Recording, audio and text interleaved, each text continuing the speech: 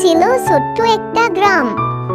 সেই গ্রামে থাকতো এক দুষ্টু কিন্তু খুবই মজার চোর। তার নাম ছিল কালু। কালু খুবই চুপি চুপি হাঁটতো, কিন্তু একটু বোকাও ছিল। একদিন সে রাতে ভাবলো, অনেকদিন হয়ে গেল লাড্ডু খাই না, পকেটে টাকাও নাই যে লাড্ডু কিনে খাবো। যা টাকা না হয় নাই আছে, কিন্তু লাড্ডু খেয়ে ছাড়বো। কিন্তু কিভাবে খাওয়া যায়? ইয়েস, আজকে আমি ওই নদীর দোকান থেকে লাড্ডু চুরি করবো। একথা ভেবে সে পা পা করে হেঁটে ঘর থেকে বের হয়ে গেল। কিন্তু সে খেয়ালই করলো না যে তার পায়ে লেগে আছে কাদামাটি। ওই তো দেখা যাচ্ছে নদীর দোকান। আশপাশে তো কাউকে দেখা যাচ্ছে না।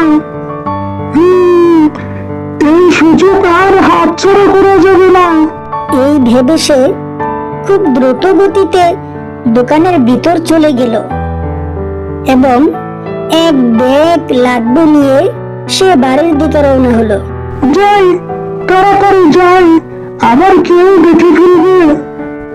তাড়াতাড়ি বাসায় গিয়ে লাড্ডুগুলো খেয়ে নেই। ওদিকে গ্রামের পুলিশ কাকু, নাম তার রহিম স্যার, খুব বুদ্ধিমান মানুষ। সকালে তিনি দোকানের সামনে কাদার পায়ের ছাপ দেখে বললেন, চোর যতই চালাক হোক না কেন, ভুল তো সে কিছু না কিছু করবেই। একথা ভেবে পুলিশ কাকু সেই পায়ের ছাপ অনুসরণ করতে করতে পৌঁছে গেলেন কালুর বাড়ির সামনে। কালু তখন লাড্ডু খেতে খেতে গান গাচ্ছিল। লাড্ডু আমার লাড্ডু, লাড্ডু আমার লাড্ডু, বড়ই মজা লাড্ডু। ঠিক তখনই ঘরের বাহির থেকে পুলিশ কাকুর আওয়াজ আসলো। পুলিশ কাকু ডেকে বললেন, ও কালু, ও কালু, ঘরের দরজা খুলো।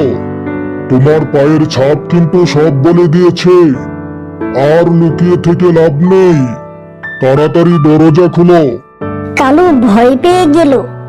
শেষে সে সব স্বীকার করলো, কিন্তু পুলিশ কাকু তাকে জেলে না পাঠিয়ে বললেন, শোনো কালু, চুরি করলে লজ্জা, কাজ করলে গর্ব।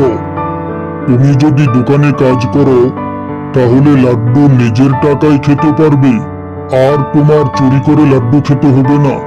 কালু নিজের ভুল বুঝলো এবং সে একটি মুদির দোকানে কাজ শুরু করলো। আর পরে সে সবার প্রিয় হয়ে গেল।